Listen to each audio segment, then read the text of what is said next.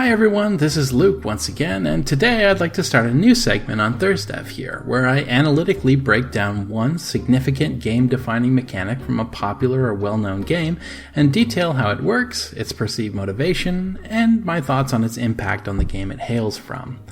Where relevant, I also plan to draw contrasts with other similar games' implementation thereof, or lack of similar mechanics, and how it helps to differentiate. This is really the first in a series of thought experiments after a fashion. By no means do I have access to the design documents behind these mechanics, but the best game designs are always the ones that are transparent enough that, with testing, the players should be able to figure out intuitively. The goal of this exercise is to look at how a single game mechanic is created, balanced, and presented within a game, and to outline the elegance of such mechanics.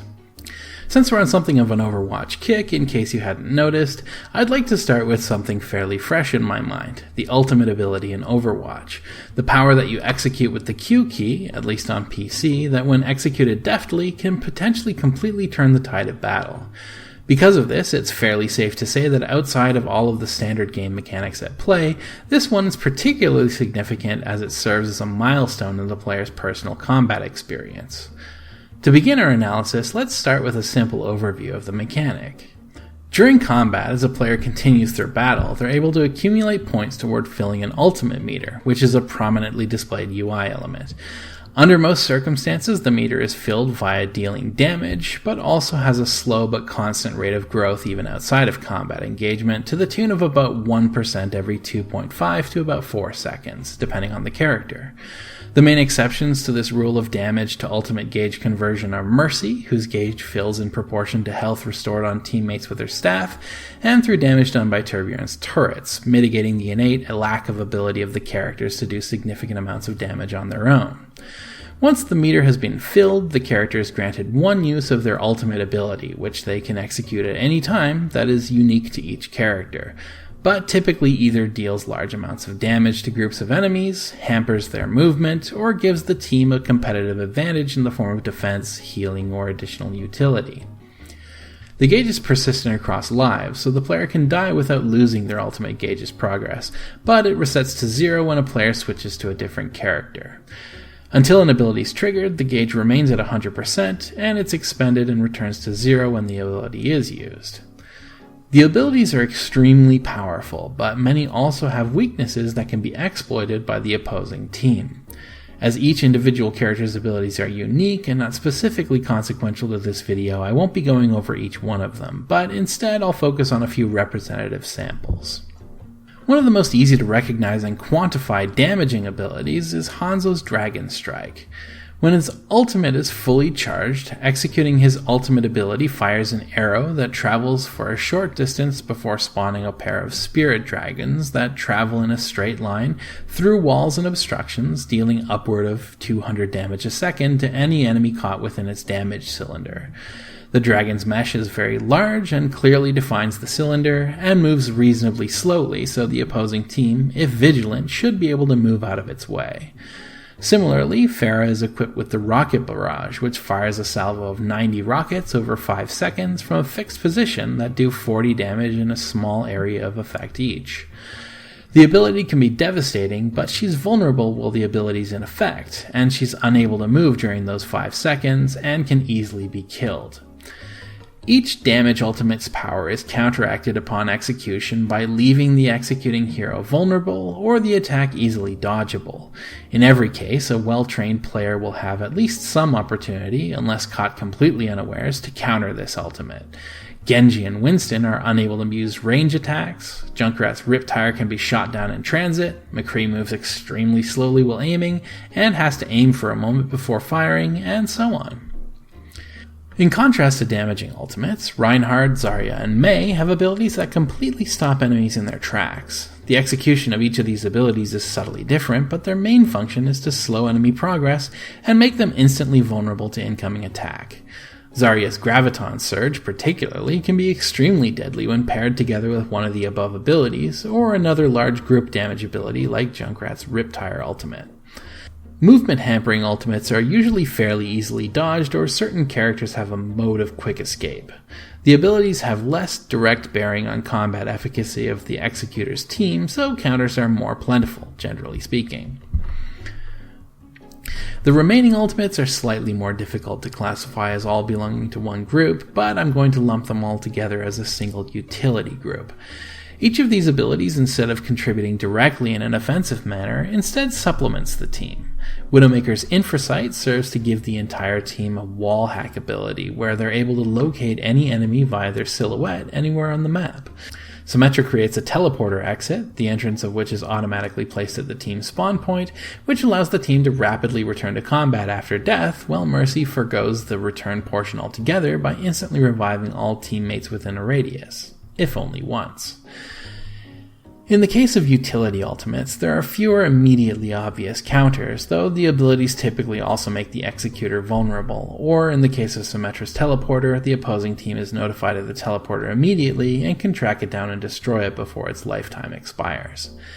As such, no individual ultimate is without its weakness, not instantly making it a win button, but with well-executed teamwork, the ultimate can be particularly useful and can often lead to a team kill, which is to say an entire team being defeated simultaneously, or can prolong a battle significantly. The ultimates in Overwatch are one of the defining characteristics of the game. As such, the ultimate gauge is one of the most prominent UI features, always displayed front and center in the player's field of view, where it's easily checked.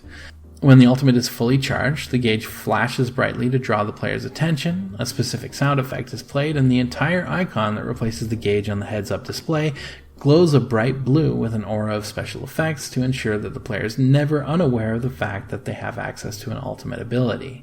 The ultimates are visually distinct, immediately drawing attention to any point of immediate concern in the form of on-screen prompts or large special effects.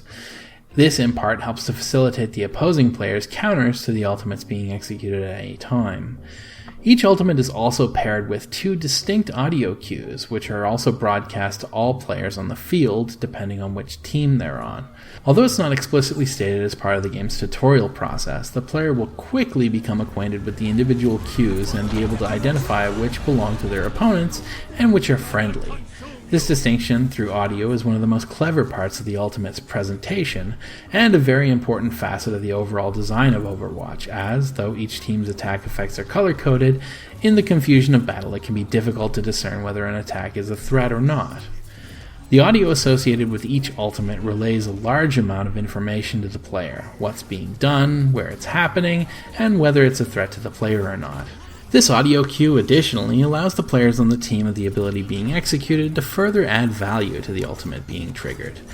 Hearing Zarya's fire at will prompts the team to look for the source of the graviton pulse and unload on the helpless enemies trapped in its gravitational field, while a responsible Reinhardt will hear D.Va's "nerf this" and rush to put his barrier field between the explosion and his team, or even use his rush to push the imminently exploding mecha away to a safer location.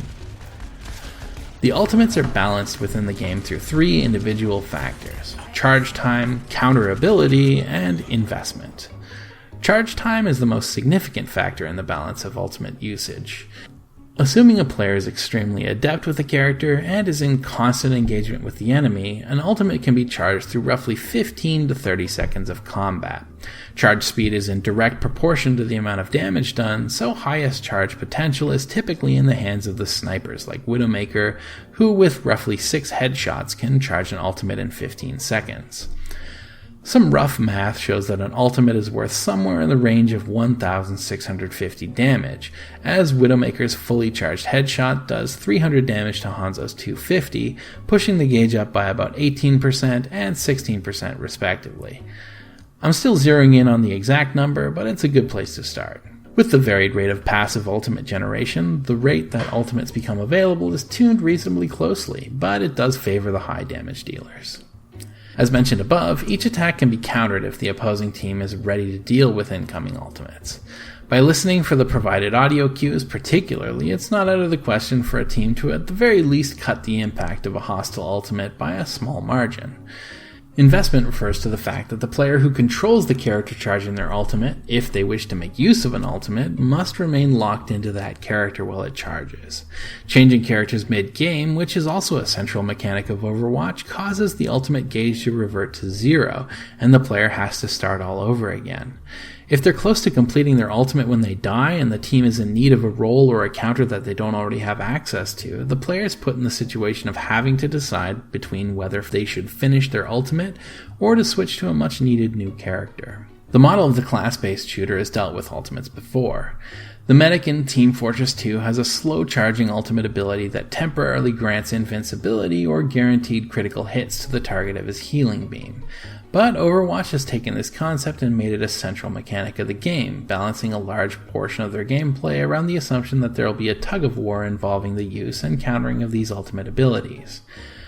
With 12 players in the game, each gaining access to their ultimates often within each minute of the 15 minutes of gameplay, downtime while characters are forced to run back to a point notwithstanding, that means that the ultimates will be in constant use, the player's one trump card up their sleeve at any given point in time. The vast majority of the ultimates are specifically designed to cost mass damage at 13 of the available 21 heroes' ultimates.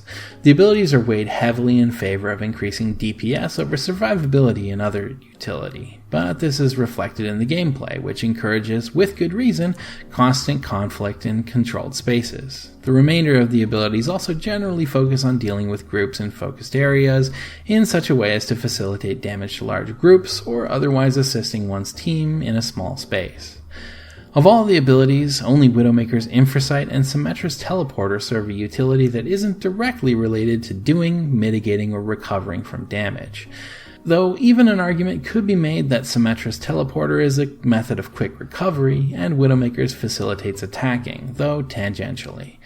There's certainly an additional utility within the individual ability sets of the characters, but as far as the high-cost, high-reward ultimates are concerned, each one of them supports and furthers the central game pillar of constant combat, focused on large group skirmishes and close-controlled quarters. Wrapping up, I'd like to give a final thought about the ultimates of Overwatch. As a designer, I'm a big fan of the way that they've worked at ensuring that each ability is unique in its function and supports the general gameplay style of the character individually. The ultimates are certainly skewed toward pure damage output, but even in that lack of variety, there's still a goodly amount of methods of damage delivery that are explored. I find that the introduction of ultimates creates an extra layer of both complexity and difficulty to the game that do a good job of supporting the lopsided and purposeful unbalance of the game, and they're also a great tool at putting a game back on track, assuming some modicum of teamwork can be restored. I hope that you found this video informative, if not interesting, and that perhaps through this very light analytical look at the ultimate abilities of Overwatch, that you've found something even more useful to add to your arsenal when playing. This is just the first video in a hopefully regular segment on ThursDev. If there's a game mechanic that you'd like to see me break down and analyze, let me know in the comments below. But for now, thank you, as always, for overwatching, and I hope to see you again soon. Take care.